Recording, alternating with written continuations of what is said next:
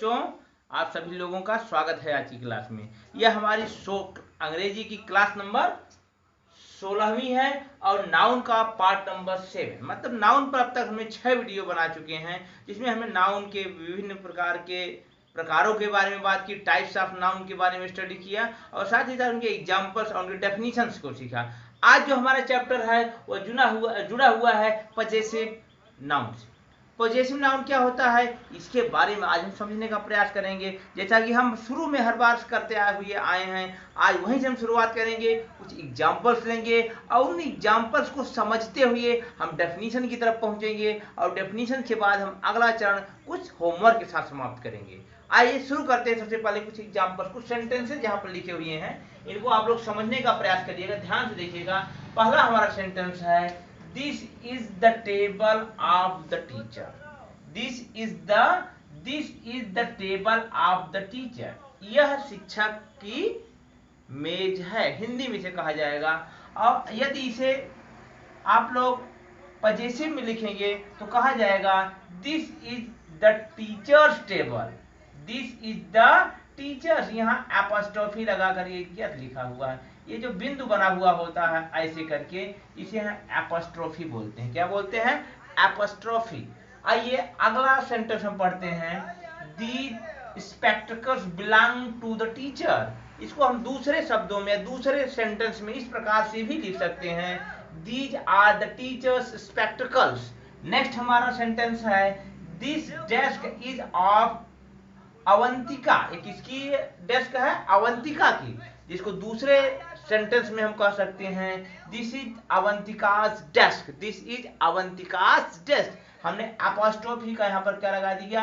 ए के बाद यस लगा दिया। ए एपोस्ट्रोफी, उसके बाद यस। आइए नेक्स्ट सेंटेंस में बढ़ते हैं हम, this is the hockey team of girls. अब इसको हम जब पजेसिव नाउन में कन्वर्ट करेंगे, बदलेंगे, तो हमारा थोड़ा सा परिवर्तन हो जाएगा सेंटेंस में। सेंटेंस क्या हो जाएगा? This is a girls hockey team. अब यहाँ पर एक बात आप ध्यान देने वाली है कि हमने एपोस्ट्रोफी बाद में लगाई है और यस को पहले लिखा है। या इसके पीछे वजह क्या है, कारण क्या है, हम वीडियो में आगे उसको डिटेल में स्टडी करेंगे। फिलहाल आप इसको ध्यान दीजिए, यल के बाद डायरेक्ट यस और यस के बाद क्या लगा है? एपोस्ट्रोफी। ये क्यों लगा है इसको हम आगे फिर से डिस्कस करेंगे। आइए, the wings of the birds were golden.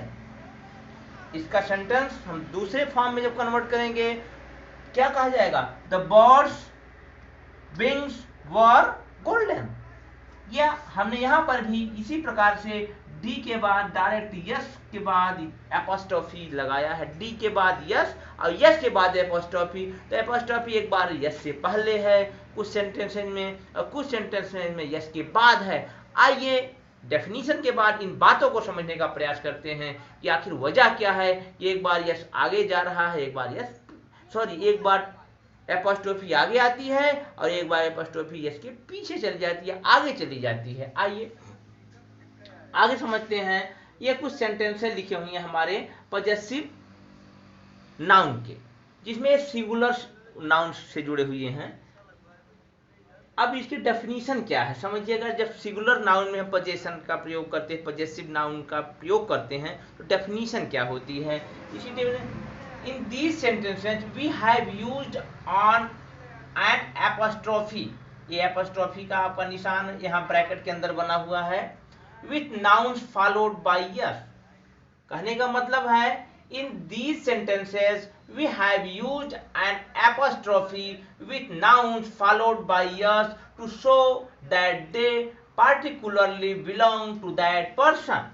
कहने का यह अर्थ है, यदि आपका नाउन जो है वह सिंगुलर फॉर्म में है, एक वचन में है, उस कंडीशन में, उस परिस्थिति में हम एपोस्ट्रोफी और उस वर्ड या नाउन के बीच क्या लगाएंगे?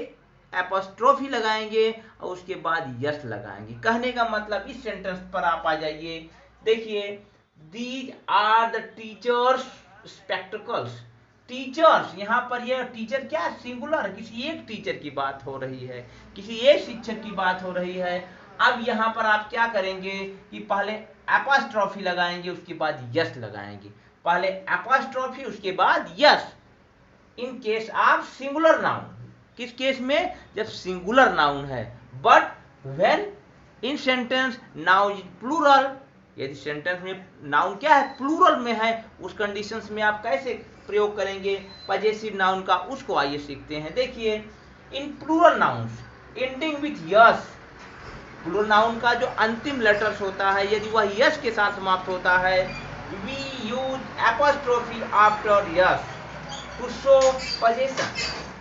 मतलब यदि आपका अंतिम लेटर प्लूरल वर्ब से जुड़ा हुआ है, प्लूरल नाउन से जुड़ा हुआ है, तो उसमें यस के बाद हम एपोस्ट्रोफी लगाएंगे, यस से पहले एपोस्ट्रोफी नहीं लगाएंगे। तो एपोस्ट्रोफी लगाने का यह हमारा छोटा सा रूल था, तो कुछ नियम थे। अब देखिए एपोस्ट्रोफी का हिंदी में क्या मतलब होता है।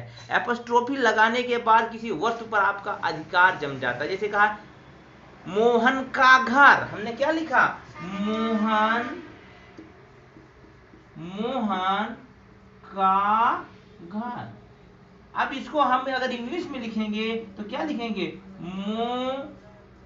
ये देखिए एपोस्ट्रोफी लगाए, उसके बाद यस लगाया, मोहन्स होम। मतलब ये का के फॉर्म में यूज होता है।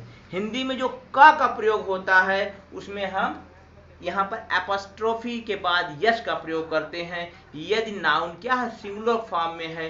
यदि नाउन प्लूरल फॉर्म में, जैसे मैं कहा बच्चों का स्कूल, क्या लिखा, बच्चों का विद्यालय, विद्यालय।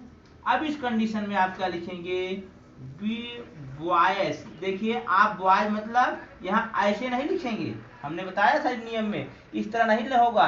किस तरह होगा, देखिए यस पहले लगेगा, एपोस्ट्रोफी बाद में लगेगी, यस पहले लगेगा, एपोस्ट्रोफी बाद में लगेगी, बॉयज स्कूल, बच्चों का विद्यालय। इस प्रकार से आप लोग सीखे कि प्लूरल नाउन की कंडीशन में और सिंगुलर नाउन की कंडीशन में हम एपोस्ट्रोफी कहाँ लगाते हैं, कैसे लगाते हैं और क्यों लगाते हैं। इन सब सवालों का जवाब आपको मिला है। और अंत में आप लोगों को मैं एक छोटे से होमवर्क के साथ छोड़े जाता हूं।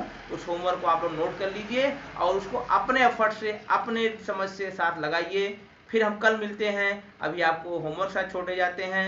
नमस्कार, बाय बाय।